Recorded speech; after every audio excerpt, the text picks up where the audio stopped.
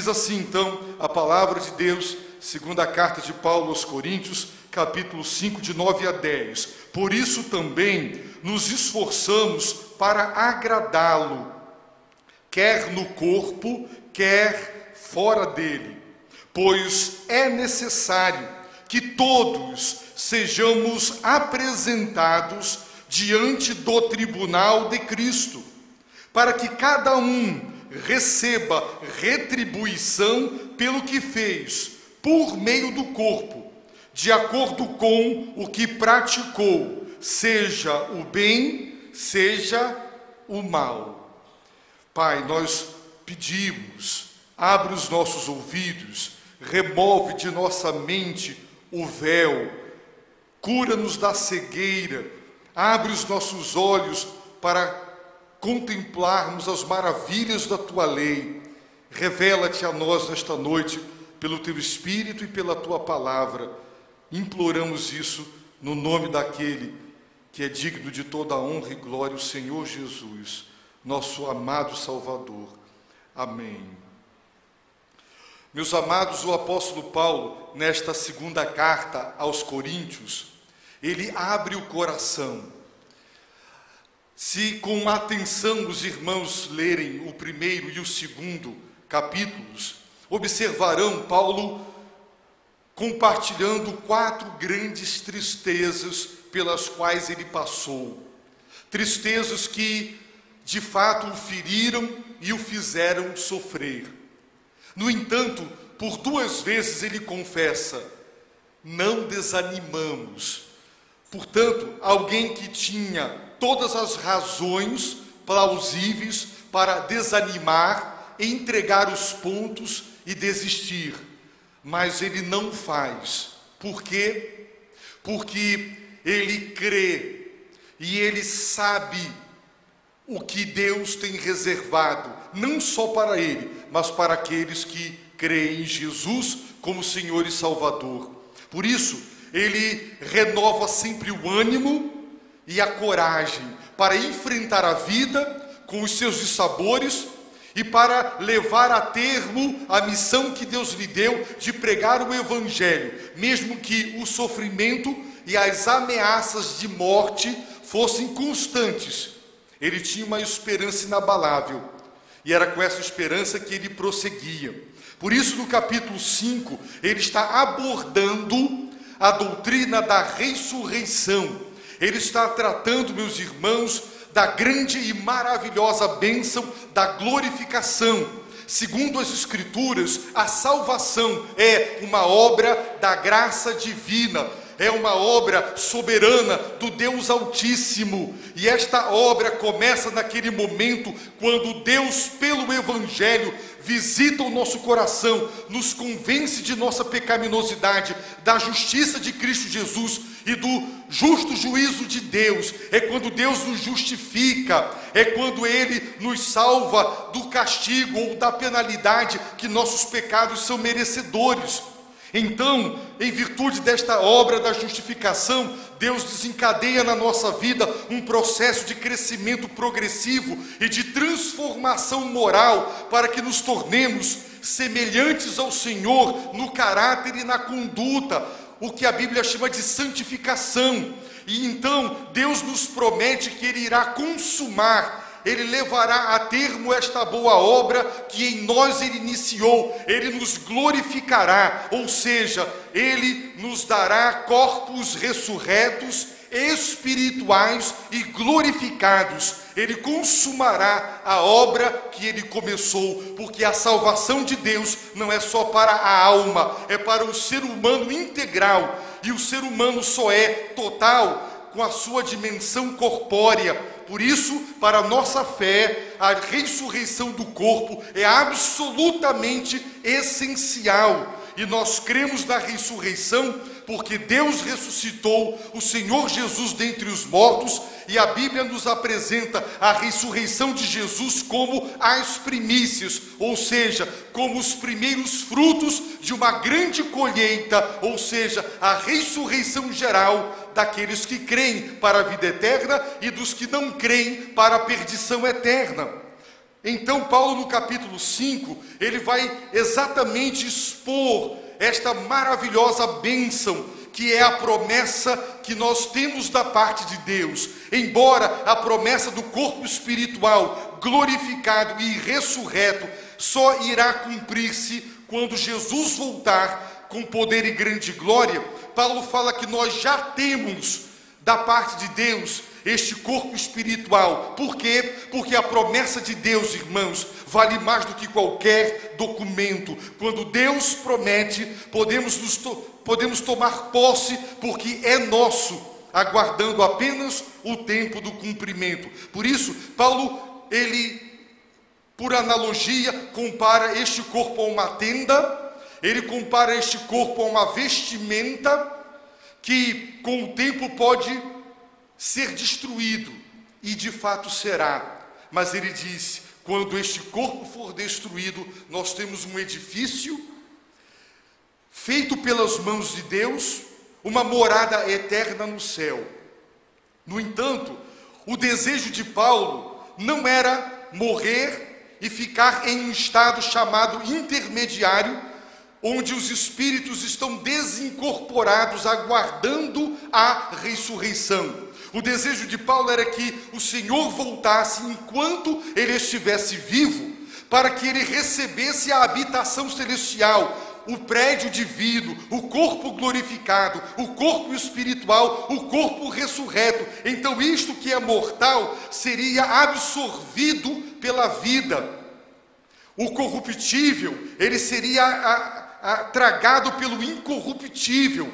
E então Paulo não morreria. Os que estiverem vivos por ocasião do retorno do Senhor receberão este corpo que virá como um sobretudo, absorvendo o que é mortal e transformando este corpo da nossa humilhação no corpo de glória, semelhante ao corpo espiritual com o qual o Senhor Jesus ressuscitou. Por isso Paulo vai afirmar, diante destas promessas maravilhosas de Deus, de termos um corpo ressurreto que completa a obra da nossa salvação, o nosso estado de ânimo é constantemente de coragem e de confiança.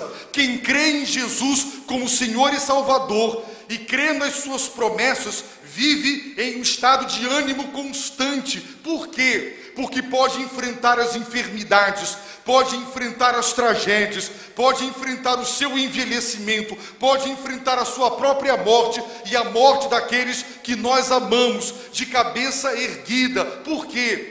Porque nós temos convicção de que Jesus ressuscitou, nós ressuscitaremos, e a morte já foi tragada na sua vitória pela ressurreição de Cristo, e a obra de Deus se consumará plena e perfeitamente em cada um de nós. Quem tem a esperança e a certeza de que receberá este corpo ressurreto, glorificado e espiritual, vive em um estado constante de alegria. E a garantia, meus irmãos, de que não se trata de uma falácia, não se trata de mito, é que Deus nos deu o seu Espírito e Ele habita em nós. O Espírito de Deus é o penhor, é a garantia, a certeza de que Deus nos dá, de que Ele cumprirá o que Ele prometeu, é o fato de que Ele nos deu o seu Espírito. Por isso, Paulo vai dizer, andamos pela fé e não pelo que vemos.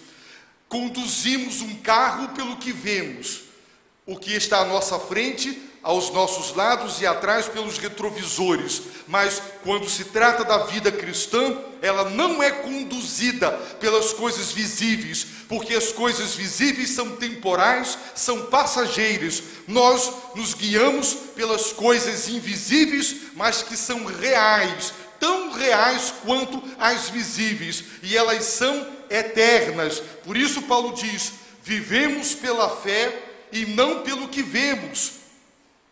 Mais ainda, enquanto estivermos neste corpo, Paulo diz, estamos ausentes do Senhor, ou seja, enquanto nesta casa, estamos fora de casa.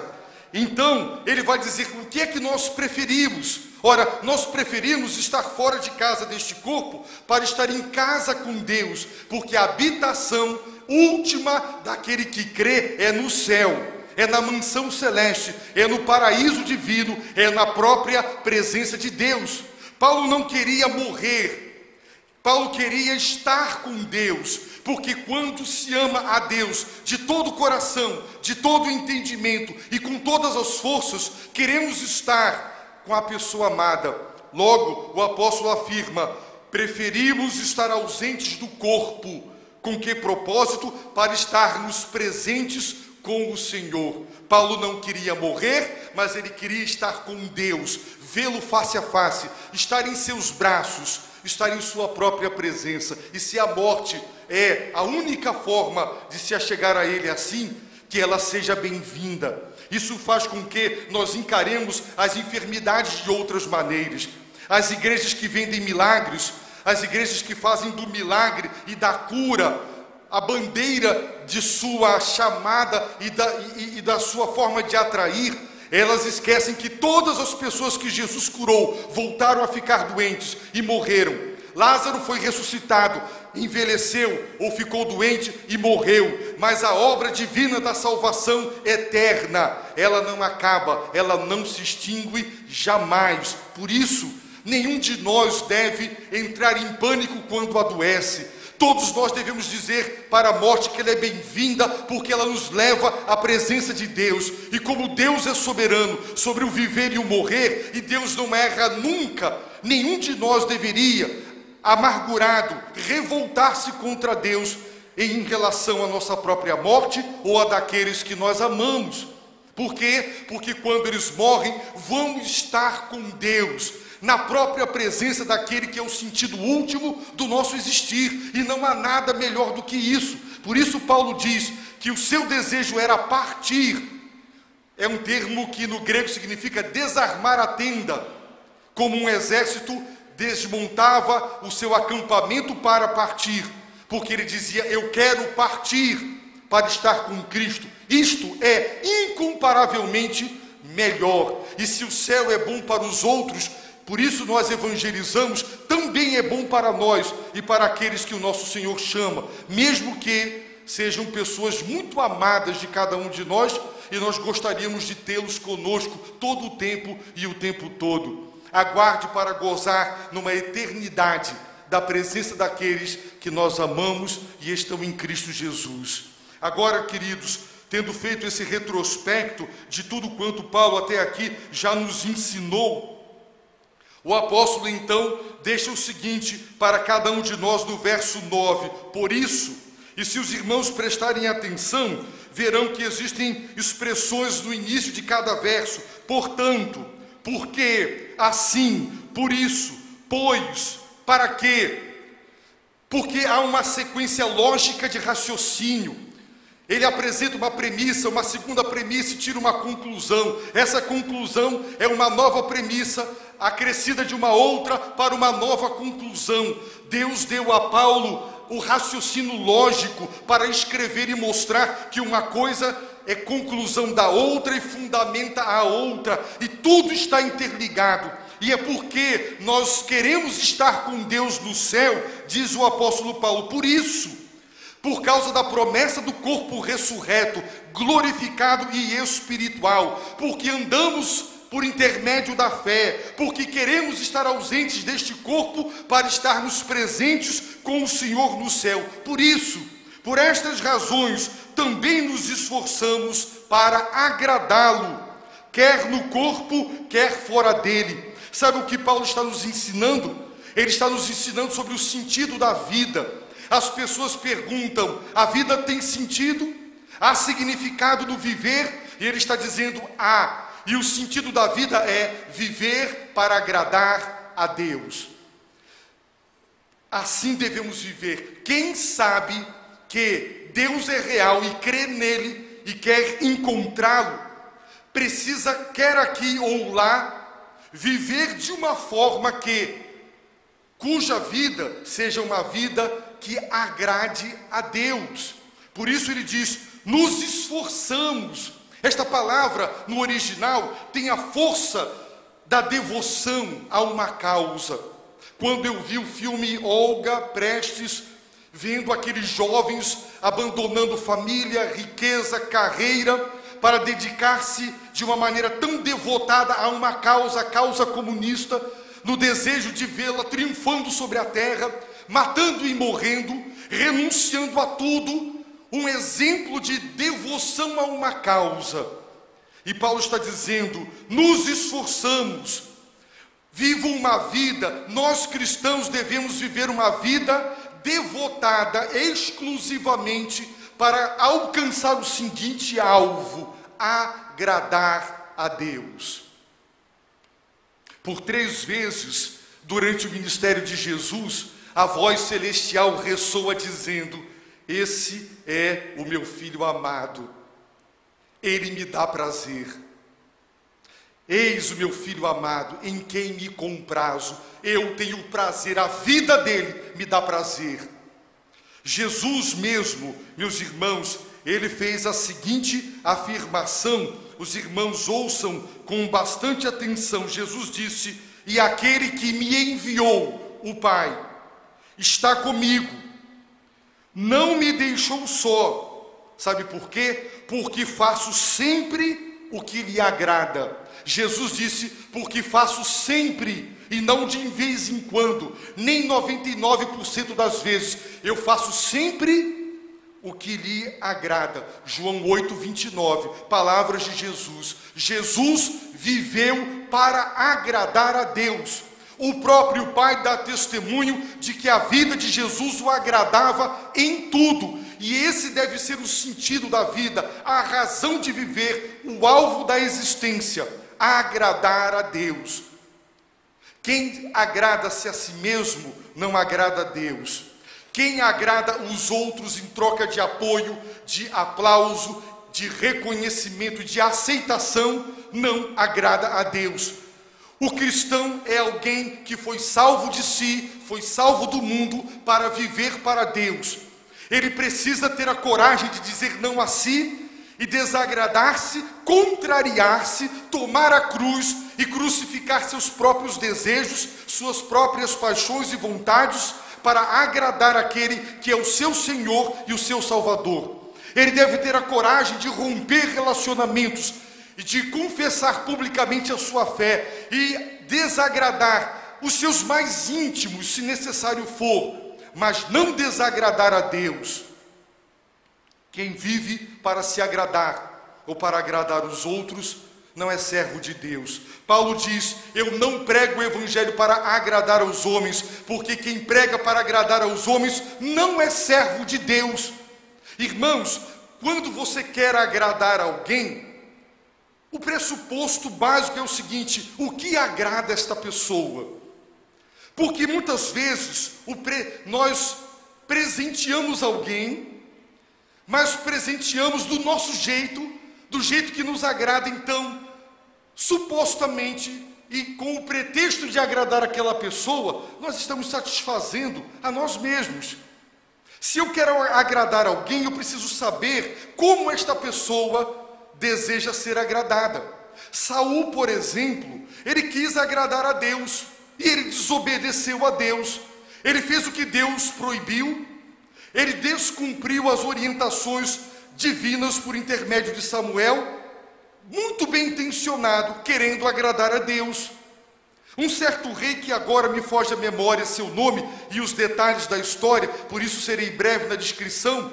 Este homem faz um voto, ele pede a Deus a vitória, e ele vota que ele sacrificaria a primeira pessoa que viesse ao seu encontro, e quando isso aconteceu era sua própria filha querida e amada, e ele a sacrificou. Deus nunca pediu isso, ele queria agradar a Deus. Deus disse que sacrifício humano era abominação. Ele tentou agradar a Deus de um jeito que Deus não queria ser agradado. Saul quis agradar a Deus desobedecendo. Deus não quer ser agradado com desobediência. Davi, meus irmãos, queria que a arca de Deus, símbolo da própria presença divina, tivesse no lugar certo. E ele não se preocupou no seu desejo de agradar a Deus, como Deus queria que aquela matéria fosse tratada.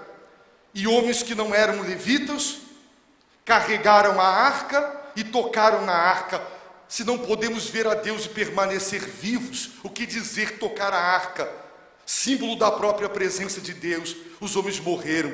Uma grande tristeza, um grande desgosto tomou conta de todos. Quem é o culpado? Deus? Ó Deus, como tu és ingrato.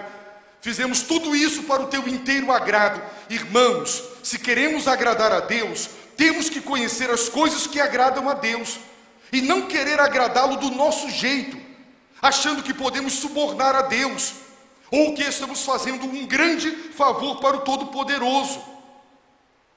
A Bíblia diz que Salomão amava a Deus e o agradava, mas no fim da vida, o homem mais sábio do mundo, até hoje ninguém foi tão sábio como Salomão. Quando se espera na velhice o suprassumo da sabedoria, produto da experiência e da vivência, Salomão amou a tantas mulheres e, querendo agradá-las, ele construiu templos para os deuses dessas mulheres e ele desagradou ao Senhor. Irmãos, a Bíblia diz que nós temos que nos esforçar para agradá-lo. O sentido da vida é dar prazer a Deus e não a nós mesmos. A nossa felicidade encontra-se exatamente no prazer que a nossa vida proporciona a Deus quando nós nos submetemos à sua vontade. A Bíblia fala de muitas maneiras de agradar a Deus. Por exemplo, existem versos que dizem para os filhos para que sejam obedientes e submissos aos seus pais, porque isso é do agrado de Deus. Portanto, quem é filho aqui e quer agradar a Deus, comece a obedecer seus pais. Paulo escreve para trabalhadores, para escravos, dizendo: sejam bons trabalhadores, não prejudiquem os senhores, aqueles para quem vocês trabalham. Isso agrada a Deus. Esposas, sejam submissas aos seus maridos, isso agrada a Deus. Marido, amem suas mulheres, isso agrada a Deus. Está na Bíblia, descrito de maneira muito clara o que agrada a Deus e o que não agrada a Deus. Por isso, diz o apóstolo, tendo a promessa da ressurreição, a certeza da vida eterna, como devemos viver a nossa vida na terra? Esforçando-nos, devotando-nos a essa causa. Qual causa? Agradar a Deus. Que Deus olhe para mim e diga: Jorge Maxi me dá prazer. Que Ele dirija-se a você e diga isso. E Ele não diga: fulano me entristece, me aborrece, acende a minha ira, eu me afasto dele, porque a sua vida não me agrada, a sua vida não me dá prazer. Irmãos, o apóstolo Paulo diz: quer no corpo ou fora dele, ou seja, no céu e na terra, o sentido da vida é agradar a Deus.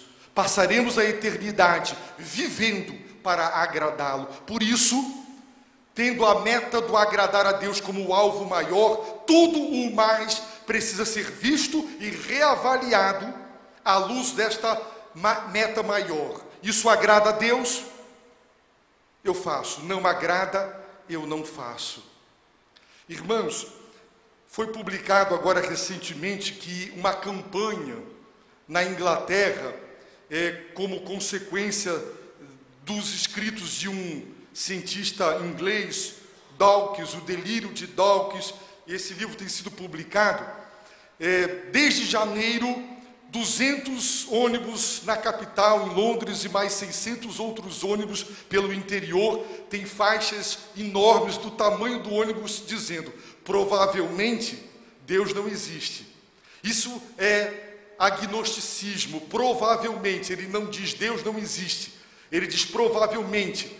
Mas Marx disse que o agnóstico é um ateu covarde, que ele não assume o seu ateísmo. Ele diz: provavelmente Deus não existe. Então não se preocupe, faça o que quiser. Está lá, tem a foto do ônibus, está circulando no centro de Londres. Provavelmente Deus não existe. Foi Léo Tolstói, aquele grande romancista russo, que disse: se Deus não existe, tudo é permitido. É claro, se Deus não existe, provavelmente não, dizem os agnósticos. Então faça o que quiser, não fique preocupado com não faça, não toque. Restrições. Ou seja, o homem quer autonomia, independência, ele não quer limites, ele não quer um ser superior a quem se submeter, ele quer se agradar, ele quer agradar aos outros, ele quer fazer o que bem entende. E aí está o mundo, produto do homem, o mundo que está aí, com tanta miséria e sofrimento, o que leva muitos ao escândalo e perguntam: onde Deus está? Irmãos, isso me irrita, essa pergunta, porque o homem destrói a terra, ele se autodestrói e ele ainda quer fazer de Deus o responsável pelas suas atitudes. Onde está Deus? Onde sempre esteve, no trono, soberano, reinando, mas a humanidade lhe dá as costas e vão parar no juízo final. Nós já vamos ver o versículo 10. Deus existe, então preocupe-se sim. O que lhe desagrada, tire da sua vida. O conceito bíblico de pecado é fazer o que é mal e tortuoso aos olhos de Deus. Agradá-lo é fazer o que é reto e o que é bom aos olhos de Deus. Então estude a palavra, conheça os mandamentos e saiba o que agrada a Deus e não o que te agrada. Não fabrique Deus. Deus é. Conheça-o conforme se auto-revelou, aceite-o e siga-o. Não faça um Deus à sua própria imagem e semelhança. Viva para agradar a Deus. Meus irmãos, o verso 10 é um verso que tem muitas passagens para nós considerarmos. E nós vamos parar aqui. É um verso, meus irmãos, que fala sobre o juízo final. E se Deus permitir, nós vamos considerá-lo no próximo domingo, porque nós ainda vamos lançar a nossa campanha, a nossa terceira campanha. Eu concluo, meus irmãos, esta mensagem dizendo o que Paulo confessou: para mim, o viver é Cristo, morrer é lucro. Paulo, meus irmãos, disse: tudo eu considero como lixo. No original, meus irmãos, a palavra é esterco. Os irmãos sabem que é esterco, eu não vou chamar de outro nome. Paulo, meus irmãos, não teve escrúpulos, essa tradução lixo é um eufemismo, é uma tentativa de suavizar a força da palavra. Ele disse: tudo o que me separa de Deus para mim é lixo, é esterco, não vale nada, eu ponho para fora da minha vida, porque eu quero ganhar a Cristo. Ganhar a Cristo. Ele tinha Cristo, mas ele queria ganhar a Cristo. Esse lindo hino do cantor cristão que diz: mais de Cristo eu quero ter, mais do seu amor obter, ganhar a Cristo, ser achado nele, conhecer o poder da ressurreição, conformar-me a ele na sua morte, a morte para o pecado. Irmãos, tudo o que se interpõe entre nós e Deus, aos olhos dos homens poderá ter o mais elevado valor, para nós tem que ser considerado esterco, e esterco a gente joga fora, dá descarga, não serve para nada. Então não deixe que namorado e nem namorada tire você de Deus, não deixe que riquezas, bens materiais, não deixe que os supostos prazeres deste mundo o desviem de Deus. Estas coisas aparentemente elas são boas, são maravilhosas e as pessoas vivem, mas é lixo, porque está te levando para longe de Deus. Viva para agradar a Deus. Se o Senhor Jesus fez do agradar o Pai o sentido de sua vida, eu poderia ter outro sentido de existir, diferente, distinto daquele que é o meu mestre. O que é que a palavra de Deus diz? Sede meus imitadores, diz Paulo, porque eu sou de Cristo. Paulo imitou Jesus, nós devemos imitar Jesus. A quem você agrada? Sua vida agrada a quem? A si mesmo? Aos outros? Ou a Deus? Com certeza, se a sua vida agrada a Deus, você tem se desagradado muito. Se a sua vida agrada a Deus, você tem desagradado seus melhores amigos. Você tem perdido posições na sociedade, você tem renunciado e você tem sofrido as consequências. Mas a palavra de Deus promete, meus irmãos, que Deus não é injusto para se esquecer daqueles que, por amor a Ele, abrem mão de reconhecimento, aceitação, aplausos e tudo que a glória dos homens implica. Portanto, agora faça um profundo exame de si mesmo e pergunte: minha vida agrada a Deus? Meus irmãos, eu sei que a minha vida 100% não agrada a Deus. Enquanto estivermos sobre a face da terra, ainda somos pecadores.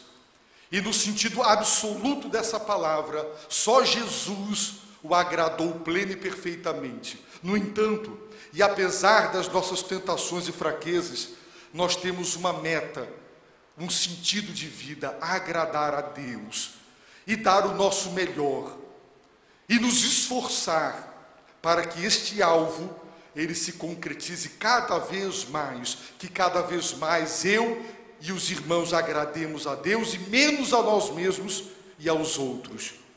Oremos nesse momento. Se você ainda não entregou sua vida a Jesus, se você ainda de fato não o aceitou como seu Senhor e Salvador, então hoje é o dia de você se entregar a Ele, sem reservas. Entregue sua vida a Ele. Nós temos a promessa da ressurreição, do corpo espiritual, glorificado, ressurreto. Quem crê é salvo e goza da eternidade. Então arrependa-se, volte-se para Deus, receba Jesus agora como seu Senhor e como seu Salvador.